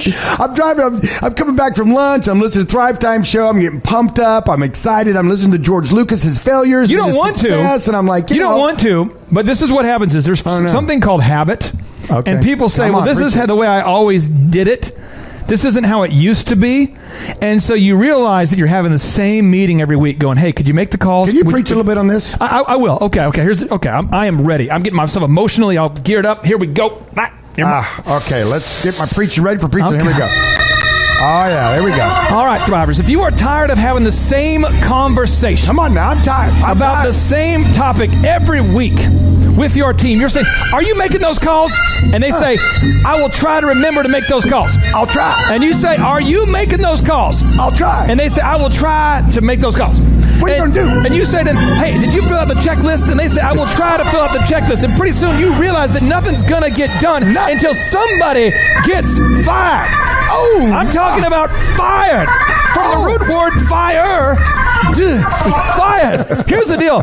I'm telling you, certain people cannot be inspired, and those people must be fired. And I hate firing people, but I'm just telling you what, every single time I go into a business, every single time, you just said hyperbole. You said every single time. Years ago, I was working with a mortgage company, and I'm in the meeting for like the 5th time, and the lady goes, I just feel overwhelmed. I never get a chance to call my leads. So here's what I did one day. I did a super shady thing called I will call the leads myself. So I had my team. We called the leads, and when the leads came off the website, we just called them. Broadcasting live from the center of the universe. You're listening to The Thrive Time Show. And I pulled up on the agenda, and I'm meeting with the owner. Okay. And I'm meeting with the lady who refuses to do her job. All right. And I said, hey, owner, I just want to make sure, did you guys call the leads this week? And she goes, I didn't have a chance. I had so much work. It's so overwhelming. And I said, I did. She goes, what? I said, I took about an hour and a half of my time yesterday, and I called all the leads, and I have 9 appointments for you. 9. Not quite 10, but 9. I set up 9 appointments in an hour and a half, and because I actually picked up the phone, I dialed and smiled, which is why I do not think you should work here anymore.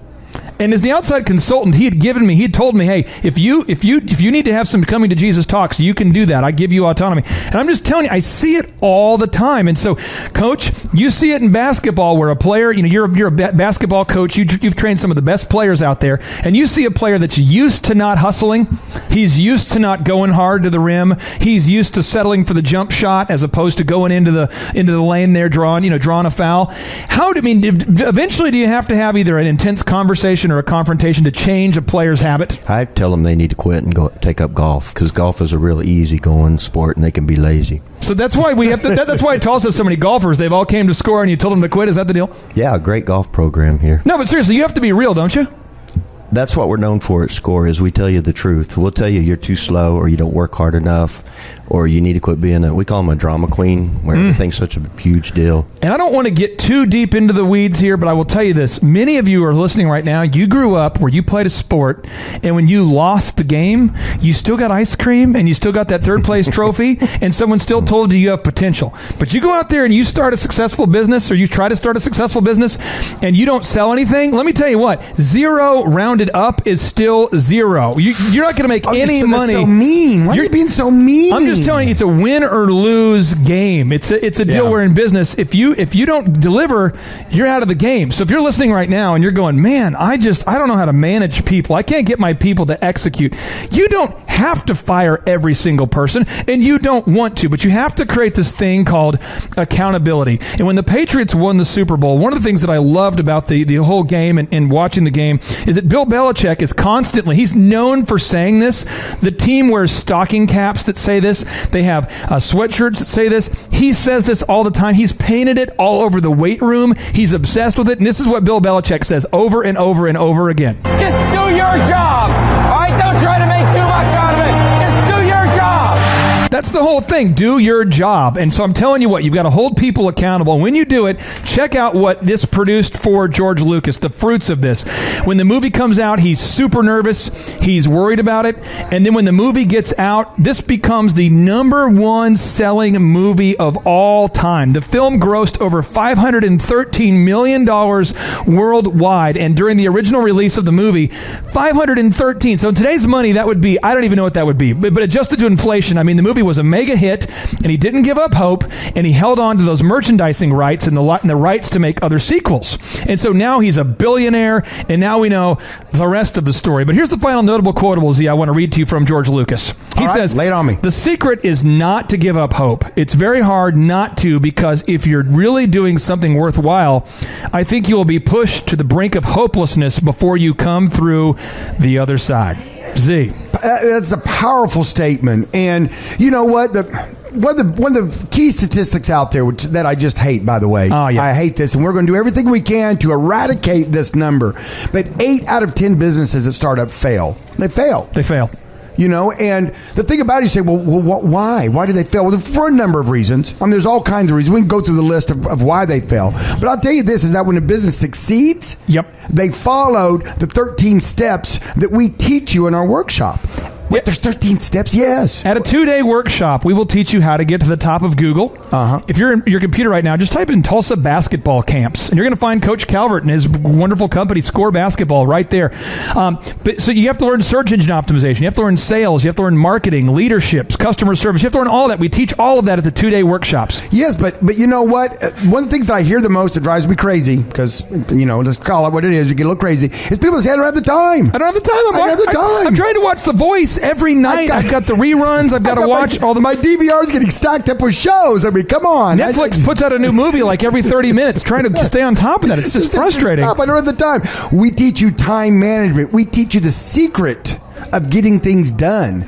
Yes, there is. We are purposeful. We have handouts we give you. We have, you can actually use your hands and do stuff. We have whiteboards. We have curriculum, role-playing, training. I mean, you can ask questions. It's the Thrive Time workshops. It's 2 days. They're 15 hours of power. Get all the info you need at thrivetimeshow.com. And if you missed the beginning of today's radio show, you want to hear the whole George Lucas story, go to thrivetimeshow.com. And remember that caring is sharing. So just share that podcast with a friend, and I'm telling you what, it might just make their day awesome.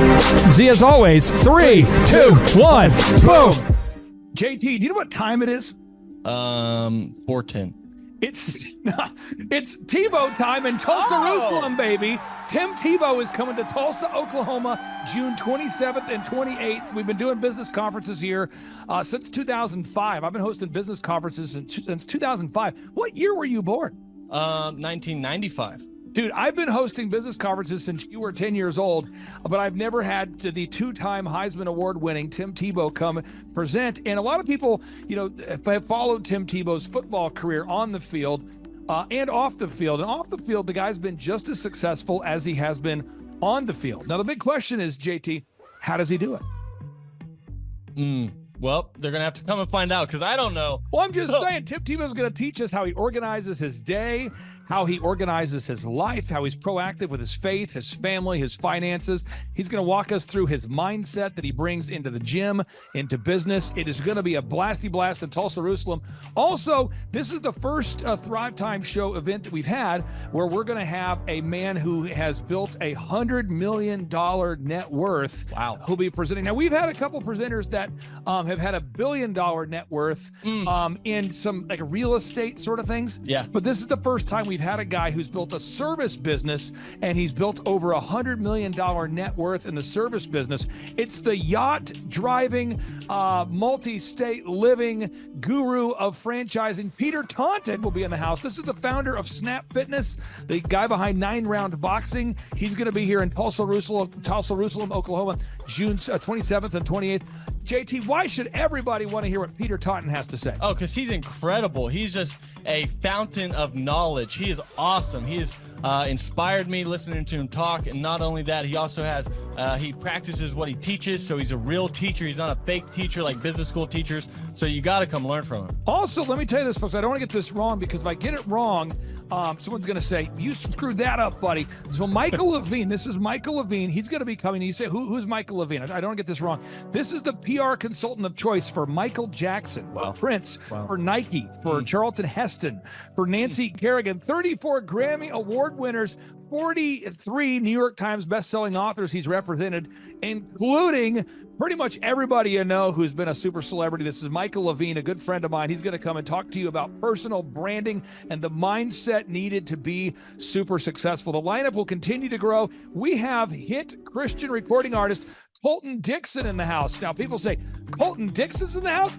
Yes, Colton Dixon's in the house. So if you like top 40 Christian music, Colton Dixon's going to be in the house performing. The lineup will continue to grow each and every day. We're going to add more and more speakers to this all-star lineup. But I encourage everybody out there today, get those tickets today. Go to thrivetimeshow.com. Again, that's thrivetimeshow.com. And some people might be saying, well, how do I do it? What do I do? How does it work?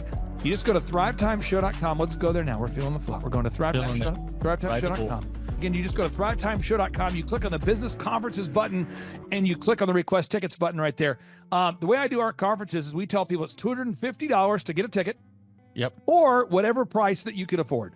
And the reason why I do that is I grew up without money. JT, you're in the process of building a super successful company. Did you start out with $1 million in the bank account? No, I did not. Nope, did not get any loans, nothing like that. Did not get an inheritance from parents or anything like that. I had to work for it, and I'm super grateful. I came to a business conference. That's actually how I met you, met Peter Taunton. I met all these people. So if you're out there today and you want to come to our workshop, again, you just got to go to thrivetimeshow.com. You might say, well, when's it going to be? June 27th and 28th. You might say, well, who's speaking? We already covered that. You might say, where's it going to be? It's going to be in Tulsa, Jerusalem, Oklahoma. And someone says, Tulsa, Jerusalem. I'm really trying to rebrand Tulsa as Tulsa, Jerusalem, sort of like the Jerusalem of America. But if you type in Thrive Time Show and Jinx, you can get a sneak peek or a look at our office facility. This is what it looks like. This is where you're headed. It's going to be a blasty blast. You can look inside, see the facility. We're going to have hundreds of entrepreneurs here. It is going to be packed. Now, for this particular event, folks, the seating is always limited because my facility isn't a limitless convention center. You're coming to my actual home office, and so it's going to be packed. So when? June 27th and 28th. Who? You're going to come. Who? You? I'm talking to you. You can just get your tickets right now at thrivetimeshow.com. And again, you can name your price. We tell people it's $250 or whatever price you can afford. And we do have some select VIP tickets, which gives you an access to meet some of the speakers and those sorts of things. And those tickets are $500. It's a 2-day interactive business workshop, over 20 hours of business training. We're going to give you a copy of my newest book, The Millionaire's Guide to Becoming Sustainably Rich. You're going to leave with a workbook. You're going to leave with everything you need to know to start and grow a super successful company. It's practical, it's actionable, and it's Tebow time right here in Tulsa, Jerusalem. Get those tickets today at thrivetimeshow.com. Again, that's thrivetimeshow.com. Hello, I'm Michael Levine, and I'm talking to you right now from the center of Hollywood, California, where I have represented over the last 35 years 58 Academy Award winners, 34 Grammy Award winners, 43 New York Times bestsellers. I've represented a lot of major stars, and I've worked with a lot of major companies. And I think I've learned a few things about what makes them work and what makes them not work. Now, why would a man living in Hollywood, California, in the beautiful sunny weather of LA, come to Tulsa? Because last year I did it, and it was damn exciting. Clay Clark has put together an exceptional presentation, really life-changing, and I'm looking forward to seeing you then. I'm Michael Levine. I'll see you in Tulsa. James, did I tell you my good friend John Lee Dumas is also joining us at the in-person 2-day interactive Thrive Time Show business workshop? That Tim Tebow and that Michael Levine will be at. Have I told you this? You have not told me that. Oh, he's coming all the way from Puerto Rico. This is John Lee Dumas, the host of the chart-topping EOFire.com podcast. He's absolutely a living legend. This guy started a podcast after wrapping up his service in the United States military, and he started recording this podcast daily in his home. to the point where he started interviewing big-time folks like Gary Vaynerchuk, like Tony Robbins, and he just kept interviewing bigger and bigger names, putting out shows day after day.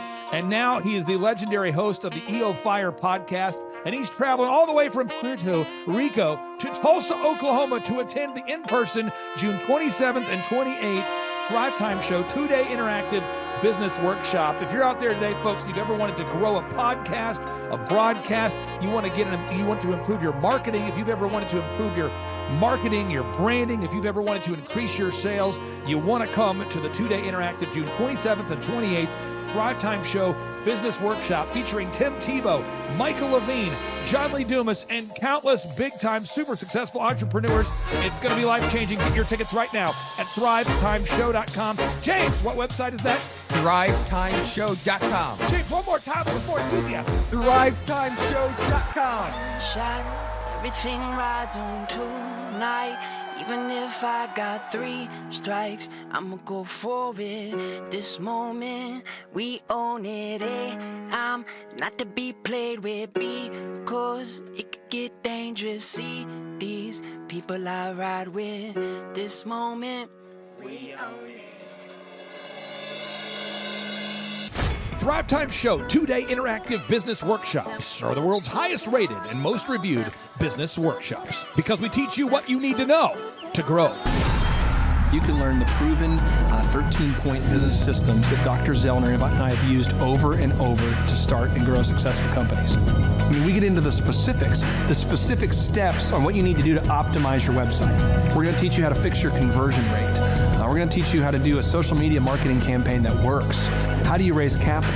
How do you get a small business loan? We teach you everything you need to know here during a 2-day, 15-hour workshop. It's all here for you. You work every day in your business, but for 2 days you can escape and work on your business and build these proven systems so now you can have a successful company that will produce both the time freedom and the financial freedom that you deserve. You're going to leave energized, motivated, but you're also going to leave empowered. The reason why I've built these workshops is because as an entrepreneur, I always wish that I had this. And because there wasn't anything like this, I would go to these motivational seminars, no money down, real estate, Ponzi scheme, get motivated seminars, and they would never teach me anything. It was like you went there and you paid for the big chocolate Easter bunny, but inside of it was a hollow nothingness. And I wanted the knowledge, and they're like, oh, but we'll teach you the knowledge after our next workshop. And the great thing is we have nothing to upsell. At every workshop, we teach you what you need to know. There's no one in the back of the room trying to sell you some next big get-rich-quick, walk-on-hot coals product. It's literally, we teach you the brass tacks, the specific stuff that you need to know to learn how to start and grow a business. And I encourage you to not believe what I'm saying, and I want you to Google the Z66 auto auction. I want you to Google elephant in the room. Look at Robert Zellner and Associates. Look them up and say, are they successful because they're geniuses, or are they successful because they have a proven system? When you do that research, you will discover that the same systems that we use in our own business can be used in your business. Come to Tulsa, book a ticket, and I guarantee you it's going to be the best business workshop ever, and we'll even give you your money back if you don't love it. We've built this facility for you, and we're excited to see you. And now you may be thinking, what does it actually cost to attend an in-person 2-day interactive Thrive Time Show business workshop? Well, good news. The tickets are $250 or whatever price that you can afford. What? Yes, they're $250 or whatever price you can afford. I grew up without money, and I know what it's like to live without money. So if you're out there today and you want to attend our in-person 2-day interactive business workshop, all you got to do is go to thrivetimeshow.com to request those tickets. And if you can't afford $250, we have scholarship pricing available to make it affordable for you. I learned at the Academy, Kings Point in New York. Acta non verba. Watch what a person does, not what they say. Whoa. Good morning, good morning, good morning. Robert Kiyosaki, the Rich Dad Radio Show. Today I'm broadcasting from Phoenix, Arizona, not Scottsdale, Arizona. They're close, but they're completely different worlds. And we have a special guest today. Definition of intelligence is if you agree with me, you're intelligent. And so this gentleman is very intelligent. I've done his show before also, but very seldom do you find somebody who lines up on all counts. And it's a Mr. Clay Clark. He's a friend of a good friend, Eric Trump. But we're also talking about money, bricks, and how screwed up the world can get in a few and a half hour. So Clay Clark is a very intelligent man, and there's so many ways we could take this thing. But I thought, since you and Eric are close, Trump, what were you saying about what Trump can't, what Donald, who's my age, and I can say or cannot say? First of all, I have to honor you, sir. I want to show you what I did to one of your books here. There's a guy by the name of Jeremy Thorne, who was my boss at the time. I was 19 years old, working at Faith Highway. I had a job at Applebee's, Target, and DirecTV. And he said, "Have you read this book, Rich Dad, Poor Dad?" And I said, "No." And my father, may he rest in peace, he didn't know these financial principles. So I started reading all of your books and really devouring your books. And I went from being an employee to self-employed, to the business owner, to the investor. And I owe a lot of that to you. And I just wanted to take a moment to tell you, thank you so much for allowing me to achieve success. And then I'll tell you all about Eric Trump. But I just want to tell you, thank you, sir, for changing my life. But not only that, Clay, thank you, but you become an influencer. More than anything else, you've evolved into an influencer where your word has more and more power. So that's why I congratulate you on becoming. Because as you know, there's a lot of fake influencers out there too, or bad influencers. Yeah. So anyway, I'm glad you and I agree so much, and thanks for reading my books. Yeah. That's the greatest thrill for me today. Not a thrill, but recognition is when people, young men especially, come up and say, "I read your book, changed my life. I'm doing this, I'm doing this, I'm doing this." I learned at the Academy, Kings Point in New York, acta non verba. Watch what a person does, not what they say. Whoa! Hey, I'm Ryan Wimpy. I'm originally from Tulsa, born and raised here. I went to a small private liberal arts college and got a degree in business, and I didn't learn anything like they're teaching here. I didn't learn linear workflows. I learned stuff that I'm not using, and I haven't been using for the last 9 years. So what they're teaching here is actually way better than what I got at business school. And I went what was actually ranked as a very good business school. The linear workflow for us in getting everything out on paper and documented is really important. We have workflows that are kind of all over the place, so having linear workflow and seeing that mapped out on multiple different boards is pretty awesome. That's really helpful for me. The atmosphere here is awesome. I definitely just stared at the walls, figuring out how to make my facility look like this place. This place rocks. It's invigorating. The walls are super, it's just very cool. The atmosphere is cool. The people are nice. It's a pretty cool place to be. Very good learning atmosphere. I literally want to model it and steal everything that's here at this facility and basically create it just on our business side.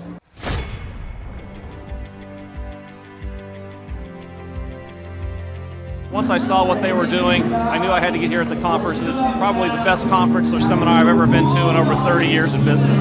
You're not bored. You're awake, alive the whole time. It's not pushy. They don't try to sell you a bunch of things. I was looking to learn how to just get control of my life, my schedule, and just get control of the business. Planning your time, breaking it all down, making time for the F6 in your life, and just really implementing it and sticking with the program. It's really lively.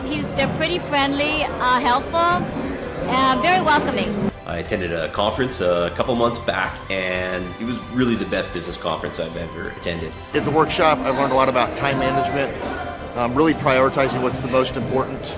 Biggest takeaways are, you want to take a step-by-step approach to your business. Whether it's marketing, what are those 3 marketing tools that you want to use, to human resources. Some of the most successful people and successful businesses in this town, their owners were here today because they wanted to know more from Clay, and I found that to be kind of fascinating. The most valuable thing that I've learned is diligence, that businesses don't change overnight. It takes time and effort, and you got to go through the ups and downs of getting it to where you want to go. He actually gives you the roadmap out. I was stuck, didn't know what to do, and he gave me the roadmap out step by step. We've set up systems in the business that make my life much easier, allow me some time freedom. Here you can ask any question you want. They guarantee it'll be answered. This conference motivates me and also give me a lot of knowledge and tools.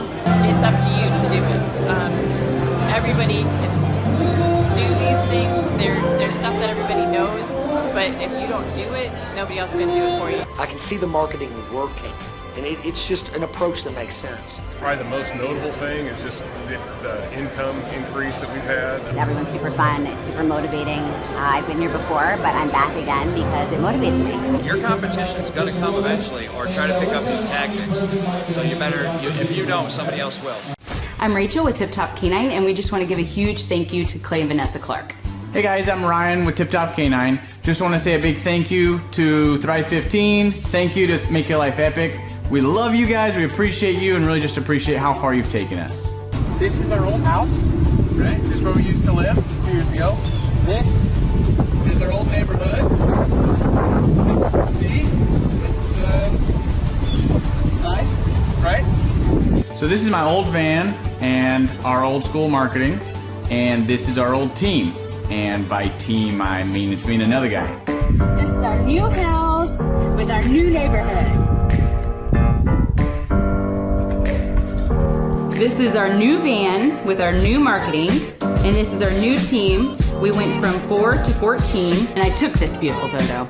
We worked with several different business coaches in the past, and they were all about helping Ryan sell better and just teaching sales, which is awesome, but Ryan is a really great salesman. So we didn't need that. We needed somebody to help us get everything that was in his head out into systems, into manuals and scripts, and actually build a team. So now that we have systems in place, we've gone from 1 to 10 locations in only a year. In October 2016, we grossed 13 grand for the whole month. Right now it's 2018, the month of October. It's only the 22nd. We've already grossed a little over 50 grand for the whole month, and we still have time to go.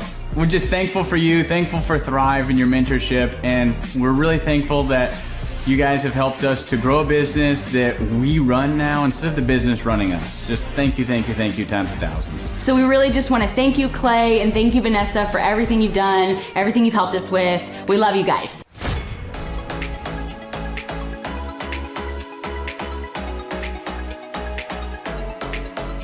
If you decide to not attend the Thrive Time workshop, you're missing out on a great opportunity.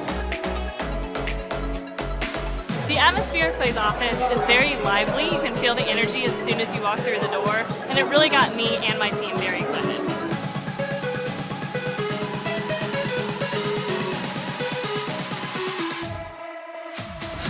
If you decide not to come, you're missing out on an opportunity to grow your business, bottom line. Love the environment. I love the way that Clay presents and teaches. It's a way that not only allows me to comprehend what's going on, but he explains it in a way to where it just makes sense. The SEO optimization, branding, marketing, I've learned more in the last 2 days than I have the entire 4 years of college.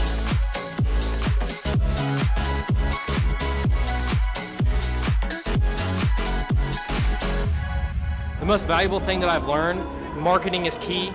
Marketing is everything. Making sure that you're branded accurately and clearly. How to grow a business using Google reviews, and then just how to optimize our name through our website also. Helpful with a lot of marketing, search engine optimization, helping us really rank high in Google. The biggest thing I needed to learn was how to build my foundation, how to systemize everything and optimize everything, build my SEO. How to become more organized, more efficient. How to make sure the business is really there to serve me as opposed to me constantly being there for the business. New ways of advertising my business, as well as recruiting new employees. Group interviews, number one. Before we felt like we were held hostage by our employees. Group interviews has completely eliminated that because you're able to really find the people that would really be the best fit. Hands-on how to hire people, how to deal with human resources, a lot about marketing, and overall just how to structure the business, how it works for me, and also then how that can translate into working better for my clients. The most valuable thing I've learned here is time management. I like the 1 hour of doing your business is real critical if I'm going to grow and change. Clay really teaches you how to navigate through those things and not only find freedom, but find your purpose in your business and find the purposes for all those other people that directly affect your business as well. Everybody. Everyone needs to attend the conference because you get an opportunity to see that it's real.